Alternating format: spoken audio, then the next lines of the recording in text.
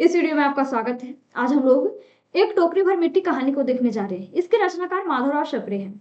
यह कहानी दो तीन मुख्य पात्रों के इर्द गिर्द घूमती है। एक जमींदार साहब है, दूसरा वृद्ध विधवा महिला है, तीसरा उसकी 5 वर्षीय पोती है। तो चलिए कहानी शुरू करते हैं। किसी श्रीमान जमींदार के महल के पास एक गरीब अनाथ विधवा की झोपड़ी थी। जमींदार साहब को अपने महल का हाथा उस झोपड़ी तक बढ़ाने की इच्छा हुई। विधवा से बहुत तेरा कहा कि अपनी झोपड़ी हटा ली, पर वह तो कई जमाने से वहीं बसी थी। उसका प्रिय पति और एकलौता पुत्र भी उसी झोपड़ी में मर गया था। पतोहू मतलब बहू भी एक 5 वर्ष की कन्या को छोड़कर चल बसी थी, मतलब उनका भी देहांत हो गया था। अब यही उसकी पोती इस वृद्धा काल में एकमात्र आधार थी।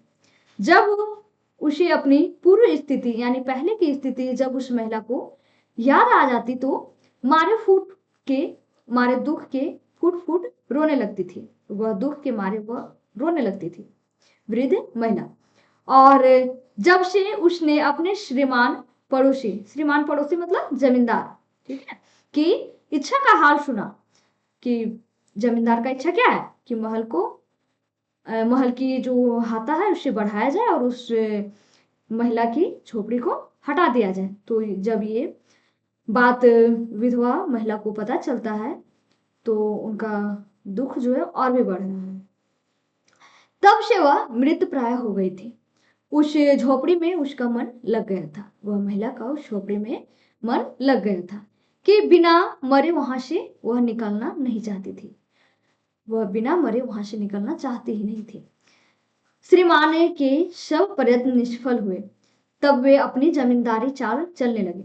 बाल की खाल निकालने वाले वकील की थैली गर्म कर यानी घूस देकर, थैली गर्म करना मतलब क्या, पैसा दिया होगा, कर उन्होंने अदालत से झोपड़ी पर अपना कब्जा करा लिया और विधवा को वहां से निकाल दिया। बेचारी यनाथ तो थी, वह अनाथ ही थी। आस पड़ोस में कहीं जाकर रहने लगी, कर ही क्या सकती थी। एक दिन श्रीमान उस झोपड़ी के आसपास टहल रहे थे। जहां उस महिला की झोपड़ी थी उसी के आसपास वह जमींदार जो है वो टहल रहे और लोगों को काम बतला रहे थे कि वह विधवा हाथ में एक टोकरी लेकर वहां पहुंची। वह महिला जो है वो टोकरी लेकर पहुंचती है कहां, उस झोपड़ी के पास। श्रीमान ने उसको देखते ही अपने नौकरों से कहा कि उसे यहां से हटा दो।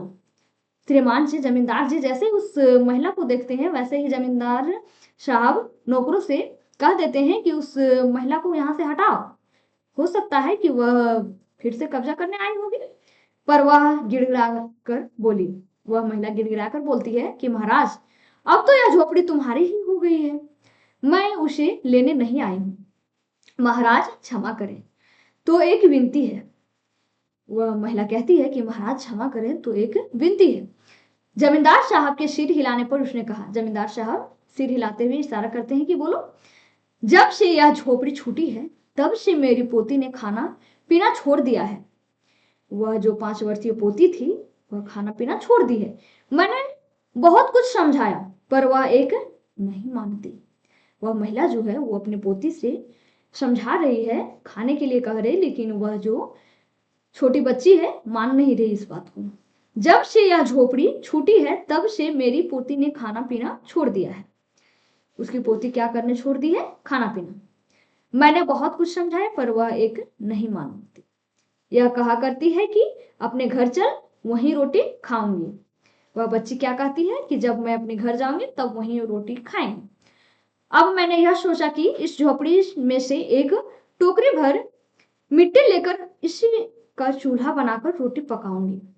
वह महिला क्या सोचती है कि यहाँ से एक टोकरी भर मिट्टी ले जाएंगे और चूल्हा बनाएंगे, फिर रोटी पका के देंगे तो शायद हो सकता है वह छोटी बच्ची खाने के लिए तैयार हो जाए। इस भरोसे से वह मिट्टी लेने के लिए गई है झोपड़ी के पास। इससे भरोसा है कि वह रोटी खाने लगेगी। महाराज कृपा करके आज्ञा दीजिए तो इस टोकरी में मिट्टी ले आऊं। श्रीमान ने आज्ञा दे दी। श्रीमान जी कहते हैं कि ठीक है, कोई बात नहीं, जाके ले आओ। विधवा झोपड़ी के भीतर गई। वह विधवा स्त्री जो है वो झोपड़ी के भीतर जाती है। वहां जाते ही उसे पुरानी बातें का स्मरण हुआ। हम लोगों के साथ भी ऐसा होता है, जब हम लोग कुछ वैसे स्थान पे पहुंच जाते हैं जहां हमारी पुरानी स्मृतियां जुड़ी होती है, तो हमारे मस्तिष्क पटल पे पुरानी यादें गूंज उठती है और हम लोग कुछ क्षण के लिए आंसू की धारा भी बहा देते हैं। लगता है कि किस तरह का था और अभी कैसा है। बहुत सारे लोग सगे संबंधी हमारे बीच से उपस्थित नहीं रहते हैं, तो वह भी दुख का कारण बन जाता है, आंसू की धारा बहाने का कारण बन जाता है। तो ऐसी स्थितियां उस महिला के साथ भी होता है। उसकी आंखों से आंसू की धारा बहने लगी। अपने यांत्रिक यानी अंदर के दुख को किसी तरह संभाल कर उसने अपनी टोकरी मिट्टी से भर ली। किसी तरह से अपने आप को संभालती है और टोकरी में मिट्टी भर लेती है। हाथ से उठाकर बाहर ले आई और हाथ से उठाकर बाहर ले आती है। कौन? वह महिला। फिर हाथ जोड़कर श्रीमान से प्रार्थना करने लगी, महाराज कृपा करके इस टोकरी को जरा हाथ लगाई, जिससे कि मैं इसे अपने सिर पर धर लूं। जमींदार साहब पहले तो बहुत नाराज हुए, पर जब वह बार बार हाथ जोड़ने लगी और पैर पर गिरने लगी तो उसके मन में कुछ दया आई। किसका? जमींदार। जमींदार का जो हृदय है वो परिवर्तित होता है। उसे लगता है कि जब इतना बार यह कह रही है तो देखते हैं उठा के। किसी नौकर से ना कहकर आप ही स्वयं टोकरी उठाने आगे बढ़े। जो टोकरी को हाथ लगाकर ऊपर उठाने लगे, त्यों ही देखा कि यह काम उसकी शक्ति से बाहर है। जब जमींदार अपनी शक्ति का प्रयोग करके उस टोकरी को उठाना चाह रहे थे तो उठा नहीं पा रहे थे। अपने आप में वो सोचते हैं कि यह जो काम हमारे शक्ति से बाहर है। कौन सोचते हैं? जमींदार। फिर तो उन्होंने अपनी सब ताकत लगाकर टोकरी को उठाना चाहा। जमींदार यह भी चाह में है कि क्यों ना अपनी पूरी ताकत लगा दिया जाए, उस टोकरी को उठाने का प्रयास किया जाए, क्योंकि क्वेश्चन मार्क है ना कि अगर उठा नहीं पाएगा हो सकता है मजाक हो जाए, मजाक बन जाए। तो पूरी ताकत लगाया भी जाता है तब भी जमींदार उस टोकरी को उठा नहीं पाते हैं। जिस स्थान पर टोकरी रखी थी वहां से वह एक हाथ भी ऊंची न हुई। वह लज्जित होकर कहने लगे, वह लज्जित हो गया जमींदार और कहने लगा, नहीं, यह टोकरी हमसे न उठाई जाएगी। यह सुनकर विधवा ने कहा, महाराज नाराज ना हो, आपसे एक टोकरी भर मिट्टी नहीं उठाई जाती और इस झोपड़ी में तो हजारों टोकरियां मिट्टी पड़ी है, उसका भार आप जम भर क्यों कर उठा सकेंगे? आप ही इस बात पर विचार कीजिए। जमींदार साहब धन मद से गर्वित हो अपना कर्तव्य भूल गए थे, पर विधवा की उपयुक्त वचन सुनते ही उनकी आंखें खुल गई। कृत कर्म का पश्चाताप कर उन्होंने विधवा से क्षमा मांगी और उसकी झोपड़ी वापस दे दी। पहले के कर्मों से वह बहुत ही लज्जित हुए, पश्चाताप किया, दुख प्रकट किया और उस विधवा को उसकी झोपड़ी दे देती है।